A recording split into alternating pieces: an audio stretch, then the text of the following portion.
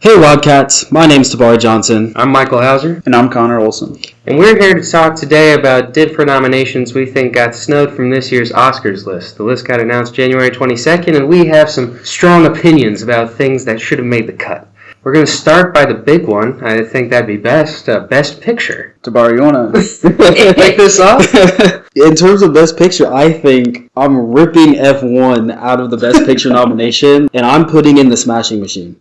I think The Smashing Machine got snubbed so badly. I think when people first saw The Rock, going into a more serious role, they instantly started stereotyping him as like that comedian that is trying to, take a step in a different direction that's not going to work out. I completely disagree. I think you should never not give an actor the benefit of the doubt when they're trying to step out of their comfort zone.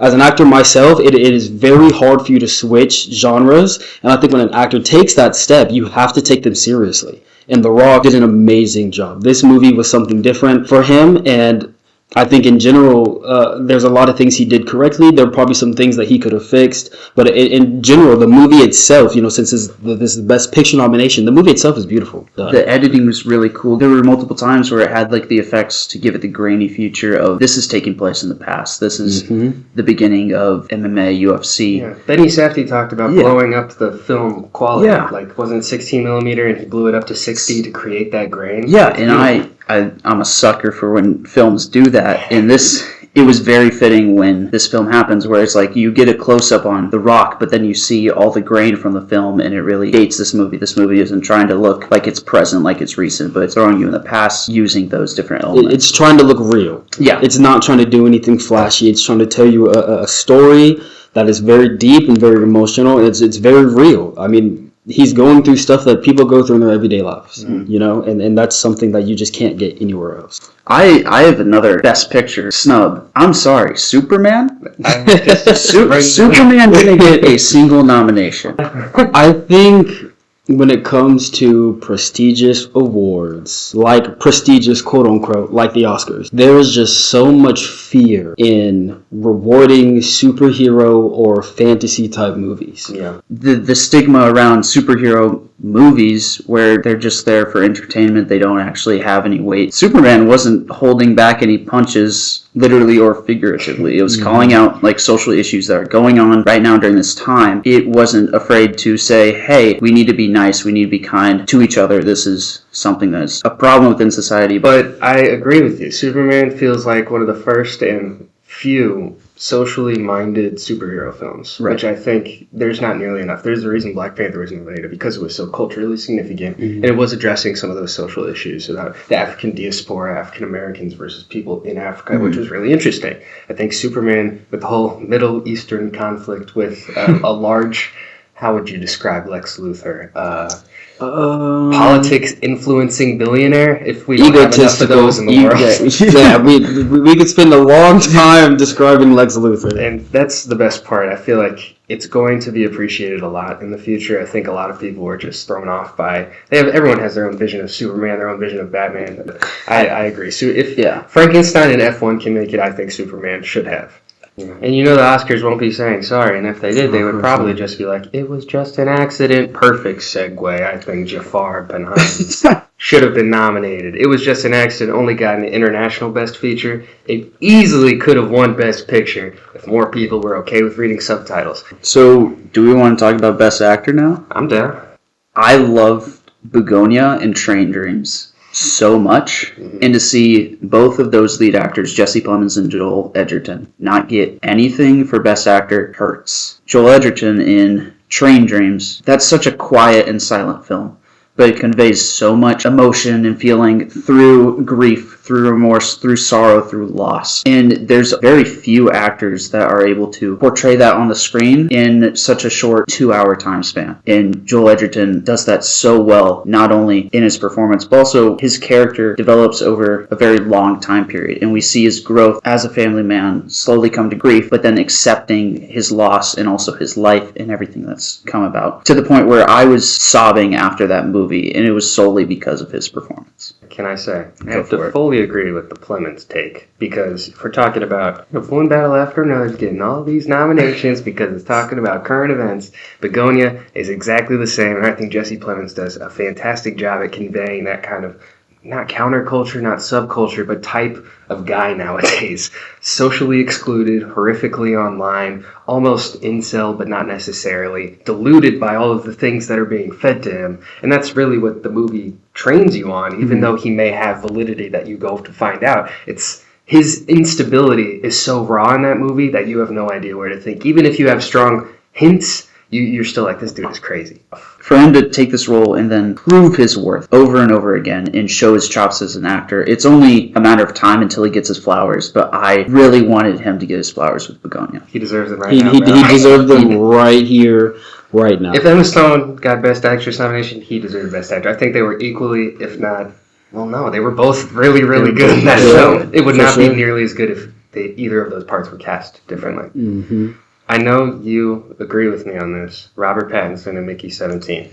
If we're everybody, I agree. Michael B. Jordan is amazing. I hope he gets Best Actor for Sinners and playing twins. But if everybody's getting so hyped for him playing twins, what about Robert Pattinson playing like 3, 4, 5 different iterations of himself? We definitely have this conversation where, as an actor, you have to act trying to inflict or do something to the target that you're acting with. Normally that is another person, but if it's an inanimate object, something that can't actually, talk to you or move to you, it can be a lot harder.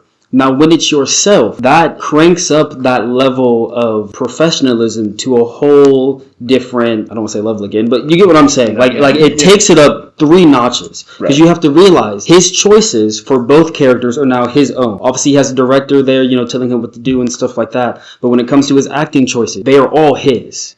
The way the character moves, the way the character acts, the way the character talks, the way the character interacts with himself is literally him interacting with himself. And because he can't be in 2 places at once, he has to interact, remember that, then go step into the other person's position, and then remember what he did back then to then interact with that again. You have to think about that. Like, that is so intensely hard to do. Let me get you, Ben. This might be a hot take, and it's going to get into Academy politics. I think Miles Caton should have been nominated over Michael B. Jordan. But as a debut performance, Miles Caton as Preacher Boy was my standout of the year. I have him for supporting actor. Yeah, I was thinking he was more supporting. If anything, I feel like he's just as much a part of the story as Smoke and Stack are, honestly. That's fair. Do we want to segue this now into supporting. Best Supporting Actor snubs? I was going to let you be on your soapbox. I'm going to hop on it too. The fact that Jack O'Connell and Miles Canton did not get recognized for Sinners might be one of the biggest snubs in years for me personally. He fit in so well with the cast. He learned the guitar in 6 months. Exactly. Are you kidding me? He performed everything himself, and it's shocking that nothing overlooked. I think it might be like it's their first major role, therefore they don't really deserve it. But that's BS to me. You do not need to have multiple movies under your belt to give an outstanding performance. It should have been Miles Kenton, and I'll say it again, Jack O'Connell. Jack O'Connell as Remick was so good. He was so good. Oh my gosh. I think for Jack O'Connell to do such a good job with Remick, to be so, menacing, so powerful in the scenes that he's in, to bring such a presence, and for him to not have as much screen time as the other characters, again, a extreme snub in my opinion. For him to not get anything, it's one of the best villain performances I've seen in a while. That is so deep and complex thanks to partially the writing, but also his performance is outstanding. I have 2 more snubs. For supporting actor? For supporting actor. Both of them are, kind of out there, but I think these 2 actors did so well in what they were given. The first one is David Johnson in The Long Walk. Up-and-coming actor, very good, very bright. And then coming into this film, and this is a very tough film to get through. It's a very tough and touchy film, and so much of this film it's very basic. It's just a group of kids going on a walk as they, die. And this film is told only through, talking with each other, their emotions and their reactions to everything going on. And David Johnson is so brilliant and so excellent in this film that he is able to portray the toughness of the situation they're going through, but also give hope to the other characters.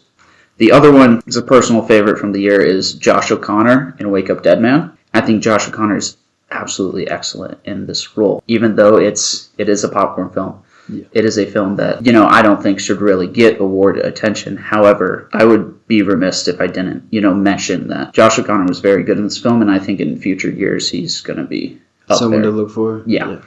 Michael, do you have any supporting actor mention you yes, can do Mark real quick? Ruffalo, Mickey 17. I know you're not a big fan of Mickey 17, but I thought Mark Ruffalo was really good in it, especially considering it was shot before Trump's election, and I feel like it captures his energy since post 2023 or 2024 very well. Mm-hmm. And people are talking about one battle after another. It's just like real life, bro. Mark Ruffalo literally is Trump, and it's actually really impressive. Aiden Delbus in Begonia. The brother of Jesse Plemons. Yes. He's on the spectrum, and I think he's really the emotional core of that film. Once he's gone, you can feel his absence, and I think that's a sign of a great supporting actor. There's a lot of people who have been nominated for characters that die halfway through, and I don't think you deserve it unless you really get affected as soon as they're gone. Yeah, he's the emotional heart. I guess it's a spoiler, but it's the Oscars. Watch Begonia. I'm just saying, I think he makes that movie. Jesse Plemons, Emma Stone, and Aiden Delbus are like a perfect trifecta for me. Mm-hmm. Like, they sold that story, which otherwise I maybe would not have been sold on a 2-hour movie about a semi-conspiracy, but I think they made it, and I wish he got nominated. I think he would do a lot for just, it's 2026. Why has there not been a single person on the spectrum ever nominated for an Oscar, won an anything? I don't know. But I think that's such a big thing that people need to keep in consideration when talking about, actor, actress, supporting actress, is like, that word supporting, I feel like people always want to diminish in terms of like, oh, they're just a side actor or a secondary character. But like, it's there for a reason. So like, if you don't feel, a difference when they're not there, that's something to consider. Which is going to segue me into supporting actress. Oh, because supporting actress. I'm gonna throw a hat pretty far in this ring, and I'm gonna say Haley Steinfeld in Sinners. And then I also want to mention Odessa Zion in Marty Supreme. Mm-hmm. The reason I want to mention those two, for one thing, so Sinners is great performances, but they work so well because they work so well together. Everyone in Sinners is a supporting actor or actress. Gosh, yeah. Their entire little group of just raw character after raw character after raw character is so real. And I think again, that's why Michael B. Jordan did such a great job, because he's a supporting actor to himself. But Haley Steinfeld playing a supporting actor or actress to Stack and Smoke, I think, is just so strong. Mm-hmm. You have a lot of strong female characters in that movie, and the tension that is between her and Stack, I think, is something that's unmatched in a lot of movies, especially in a horror film. For it to be, that raw relationship, romantic tension in a time period where it wasn't seen as acceptable. And it's 2026. We need more show don't tell. Like, a lot of movies say exactly what's happening. We were just talking about Frankenstein, where his brother's like, "You're the monster!" And it's like, guys, we can watch a movie and critically analyze what's going on. Yeah. That's what I love about Stack and Mary's relationship. Like, there's so much unsaid that you just have to pick up through subtext, and that's beautiful. What happened to subtext? What happened to the art of subtext in films? Netflix took over. And then the secondary, I want to say Odessa Zion, because Marty Supreme, or Timothy Chalamet is Marty Supreme. I'll get that out of the way. Timothy Chalamet makes that movie, 100% in my opinion. There is no Marty Supreme without Timothy Chalamet's performance. Agreed. But Odessa Zion, being that supporting actress in this film to his Marty Supreme, is such a powerful thing, because it's so much chaos. It's so much, one event after one event after one event. But then for her to be a recurring character that's always there to ground him in some kind of way, to ground his character or the story in some kind of way, and for it to always go back to her at some point from the very beginning to the very end of the movie. He always finds a way, no matter what happens, to then end up being in connection to her. I think that is such a powerful role to take on, and I think she did it perfectly.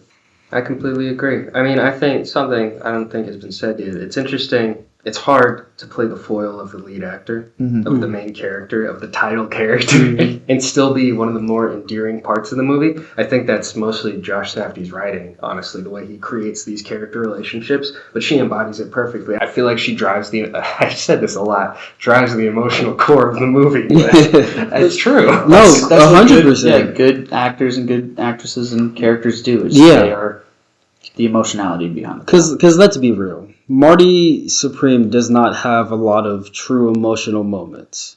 No. But when they are, when there are emotional scenes, it's through her.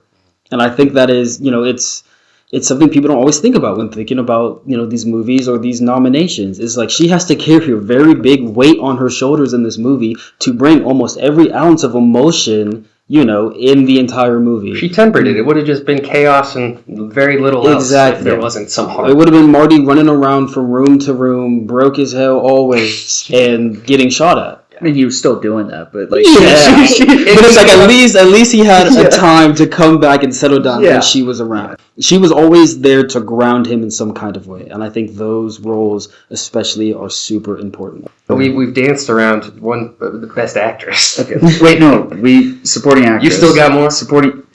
Tiana Taylor should not be there instead of Chase Infinity. Agree. This is 100% true. He's speaking nothing but facts, people. True. It's true. Partially, because Tiana Taylor is only in the film for 20 minutes. Mm-hmm. And... Don't make me say it again. Chase Infinity's the emotional core of the film. Yeah. But to such more of an extent. The climax is like Tiana Taylor is in it for... the first 20, 25 minutes. And then they show, shots of her walking every now and then. Exactly. She's really, a background setup character. Exactly. I mean, okay, I will admit, the pure chaos and stuff, in the beginning 20 minutes, it's a lot. It's an extensive amount, to my opinion. And she drives it. 100%. Yeah. She does a great job. I think her acting was a great job. But again, the backbone of the film is more than its backstory. In general, you can have that sort of backstory and play that sort of background ominous in multiple different ways. And I think for Chase to be in the movie physically the entire time and bring such an emotional presence, I think it's just more value than Tiana Taylor. She's on screen with Sean Penn 10 more times than Tiana Taylor, which is crazy to me. Tiana Taylor, they got a 2-3 minute scene together. Chase Finney's in that church for 10, 15 minutes. And she's, I'm sorry, kind of out-acting Sean Penn multiple times. Yeah. Are you kidding me? Yes, out-acting Leonardo DiCaprio at certain points. Certain points, not all the points. Again, I think it's that Miles Canton of, she's young, she'll get her attention later. This is one of her first roles. Blah, blah, blah. But to me, bro, just F that. Yeah. When they're young and they can do stuff like this and they can out-act the greats or be considered as one of the greats already, you have to give them their nods and nominations and their recognitions out the gate. I don't care if they flop or not.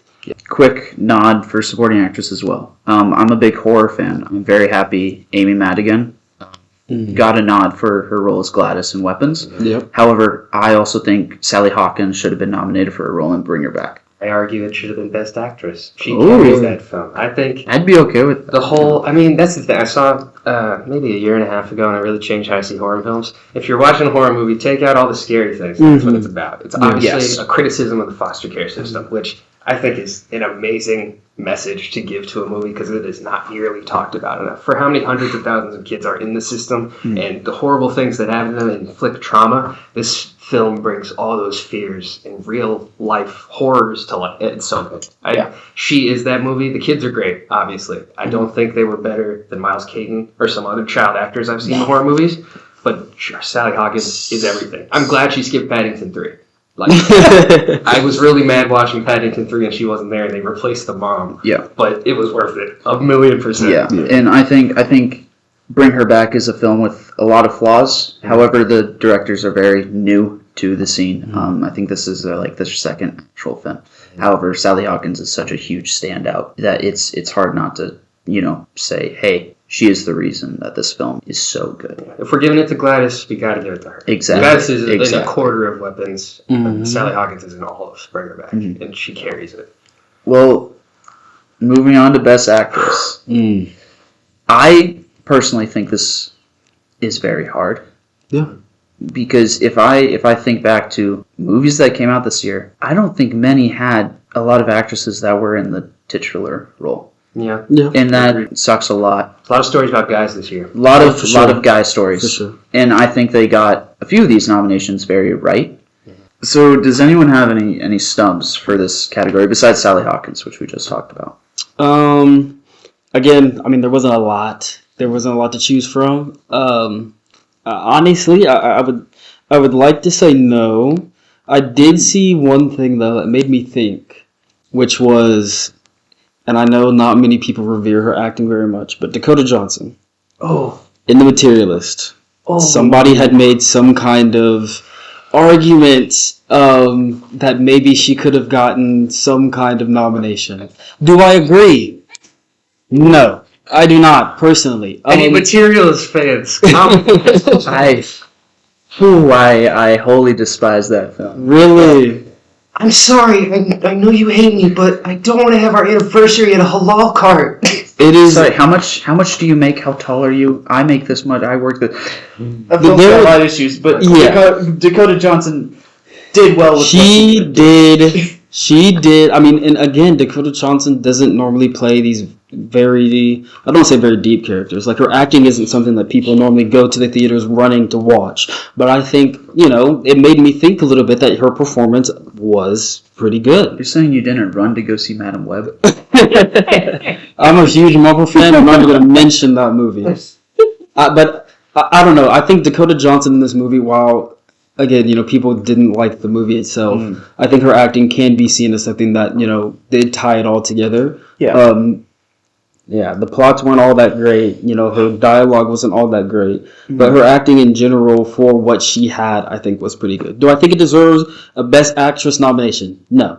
I'm gonna put that out there right there. No. But I think it's good to have those conversations to look at, especially when there's not a lot of people that could have been nominated, to have those conversations about, okay, who were people that did stand out in movies that maybe weren't so great.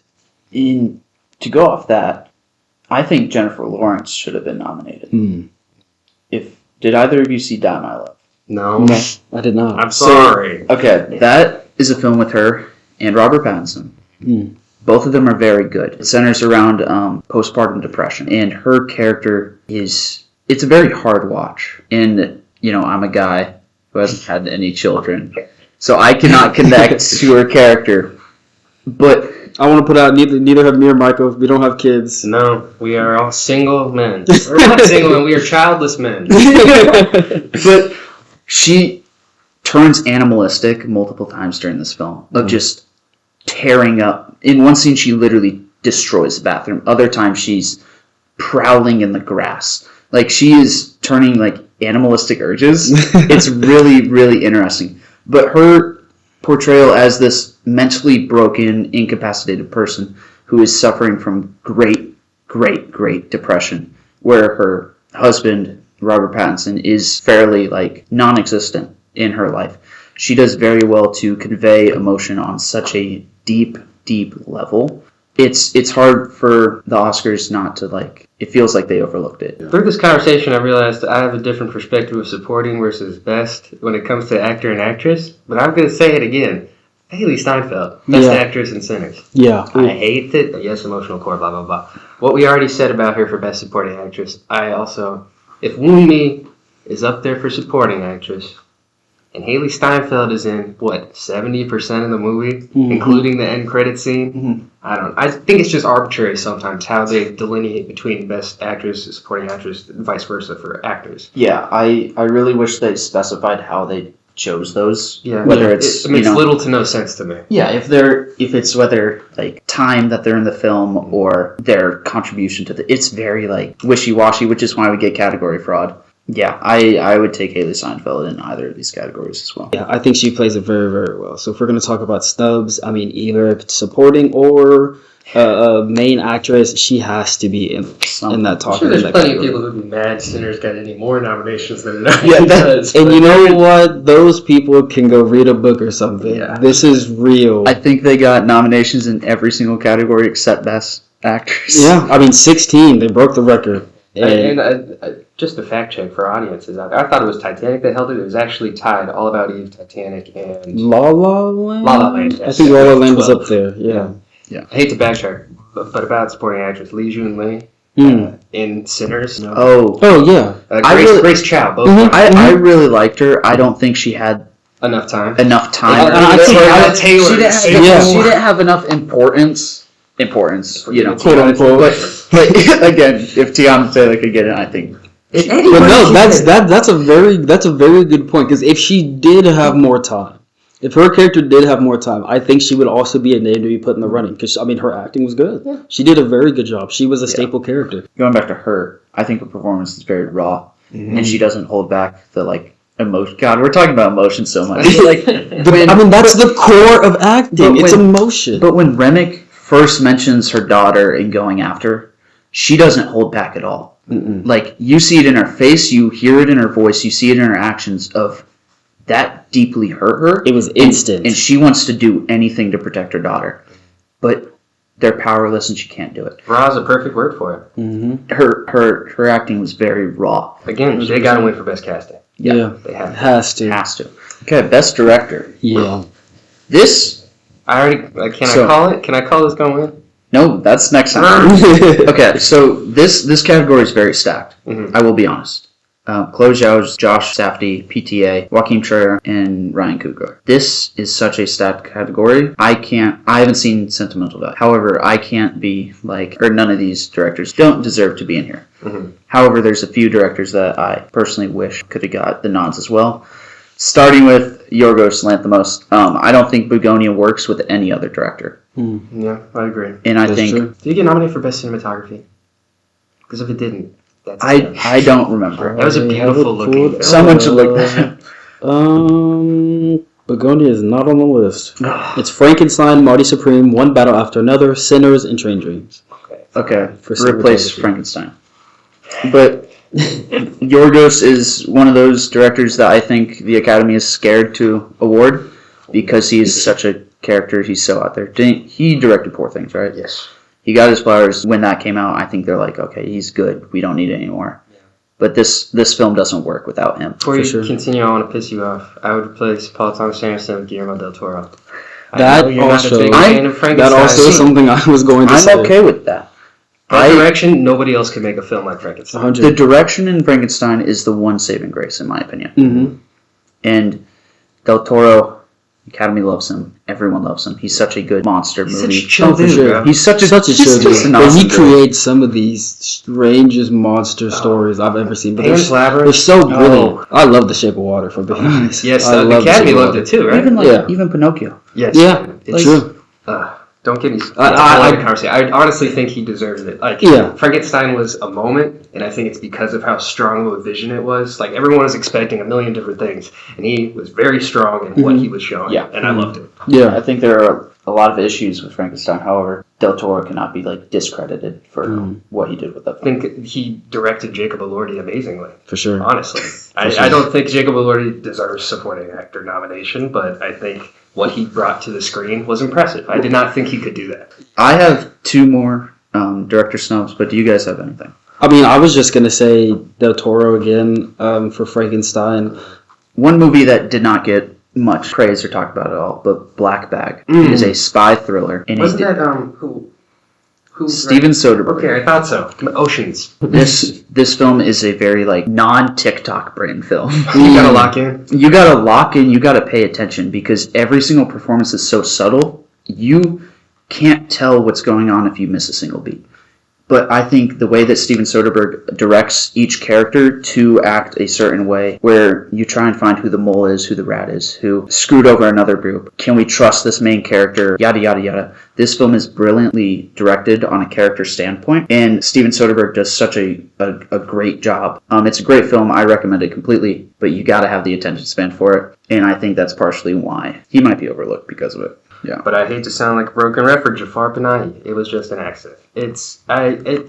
I'd compare it to Spike Lee's Do the Right Thing in the sense that they did not have a very big budget, and it's a very simple story concept, and yet is directed so fluidly you would not believe. It's very simply a road movie where they try and find a guy they think might have done bad things in the past. And that's basically the whole plot. But there's so much in every single frame and every single look the characters give each other. It has a really depressing ending, but the way the lead actor just...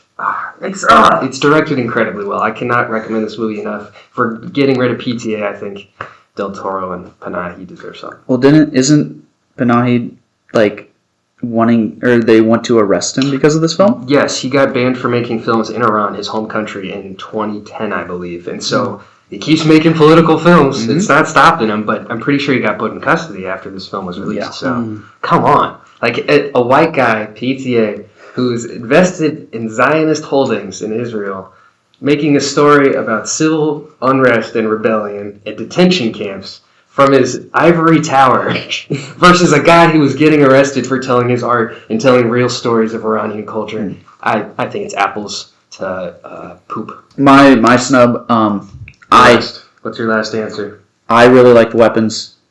Zach Krager.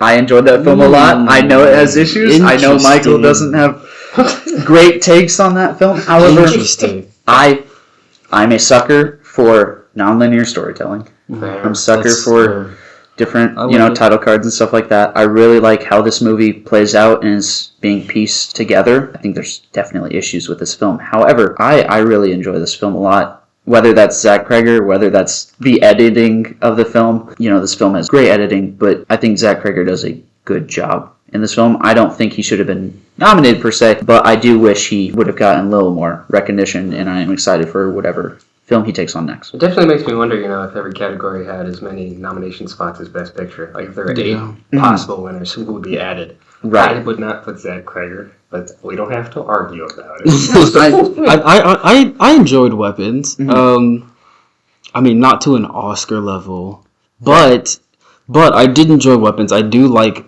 building block kind of movies where they, as it goes along, you start to learn more about what's happening, especially in a time frame where it could be quite literally anything. I love, because I feel like nowadays sometimes with trailers for movies, it kind of will spoil the movie before it comes on. And Weapons is one of those movies where you never really knew what really was happening. So it was this super weird, strange, big reveal in the end, and I think they did that perfectly, hiding it all. I think the ending was very abrupt. However, the way they hit it was really good. And with this kind of style of a movie, again, like a building block kind of movie where you get bits and pieces every now and then, it starts to reveal itself more and more and more. I think you can give him some kind of nod to maybe being nominated. I'll admit, I liked the biased narrator thing, where they would show the same scene and it's the actors completely different. Julia Gardner was great in that respect. I just thought it was a bit too unfocused and could have been shorter. I wish we lived in the timeline where Jordan Peele got to direct this movie. Yes, so much. Because, I think this film could have been so much better. There was so much hype for it. It could have been so amazing. Could very well have been best of the year. I still really like this film. I think the characters are great. Gladys, if she won supporting actress, I would understand. Great villain, one of the best of the year. And so I would like to give a nod to Zach Krager. Do you have another best director? James Gunn, Superman. Can I keep it a buck? I'm okay with that. Just because it's hard to make a superhero movie that doesn't feel like Marvel slop or DC 2017 to 2022 era slop. And I think he knocked it out of the park. Yeah. As far as directing a superhero movie goes, I thought, I don't know if you've seen the behind the scenes of how they got the flying shots, but it was fascinating. It's just they have a CGI screen of mountains, and then they have David Cornsweet lay horizontally just on the ground and then go, wow, with hands in the air. Yeah. And I think a lot was just really well done. I thought all the characters made sense. A lot of people didn't, but I liked it. I just think it was a really well-made film. I did not doubt James Gunn by any means, and I think he hit it out of the park like he normally does. And I think there's nothing but high hopes for DC. Right. One last hot take for Best Director, Bong Joon-ho, Mickey 17. I don't think it's his best movie, but As far as his American features go, I think this is up there with Snowpiercer, which was really solid. Not Okja is not my favorite, but I think this is a bounce back. It's hard to come back from Parasite and make anything that people are really going to pay attention to. I think Mickey 17 had a strong political message that was really interesting. I also think, honestly, the Academy saw Parasite, gave him the award, and are now just they're going to forget about him. They're going to overlook him. Forget about him, yeah. And that sucks, but it's going to break my heart. But at least he set history, right? Yeah. For sure. It's got my favorite quote in cinema. There's so much film to enjoy once you get over the 1-inch bar of subtitles. He said in his win for the best movie. Yeah. So good. I mean, and Parasite is seen to be one of the best movies in, I mean, Top tier decades. Best Picture win, in my opinion. One of the few times they really got it right. Mm-hmm. Moonlight, too, but they messed that up. I have a few miscellaneous. Do you guys have miscellaneous? No. I do not. No. Okay. Connor's miscellaneous corner. I'll go through quick. Warfare. I really like that film. I think it could have potentially gotten on for Best Picture, but wholly deserves sound. Oh my God. It does so well portraying the violence on screen. Isn't a pro-army or pro-military, pro-war film at all, which I commend it for. But the sound in this film is incredible, where you get rocked every single time a bomb goes off. You feel it within your heart every single time you hear a gunshot. You can hear how scared everyone is, the background noises, everything. There's a film called The Mastermind. I heard about that. Josh O'Connor. Josh O'Connor steals from a museum, is on the run. The score in this film is brilliant. It's a little jazzy, kind of like noir-ish score, and the way it's incorporated into the film to not only push it along, but actually be the forefront of multiple scenes where you feel the tension and everything, and the score is just ultimately like pushing that forward. So good. The rest of the film, kind of meh, but the score is the one amazing part in this film. I have two more miscellaneous. The Long Walk for casting. Okay. This is a hugely character-driven movie. Cooper Hoffman and David Johnson as the two main walkers. Their chemistry is so good. Cooper Hoffman and both of them I can't wait to see in the future. But then also the background characters that the other actors portray are each devastating and also inspiring in their own way. And this film has brilliant casting. The final one, Freaky Tales. If you have not seen Freaky Tales, go watch it right now. They punch Nazis in this film. Okay.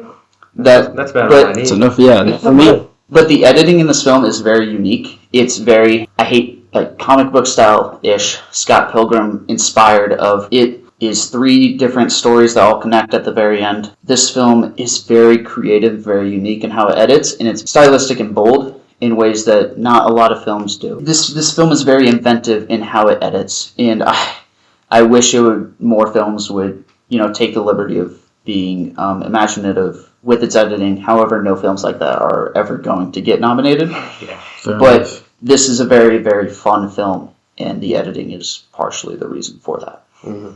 So we know you like your editing. I love my editing. Yeah, but Freaky Tales, go watch it if you haven't seen it. Thank you all for listening. We don't have a name for our group yet, but again, I'm Michael. I'm Tabari. And I'm Connor. And thank you very much for listening to us today. Have a great afternoon wherever you are. Have a great day. And I hope you're watching the Oscars as excitedly as we will be soon. Thank you. Thank you. Thank you.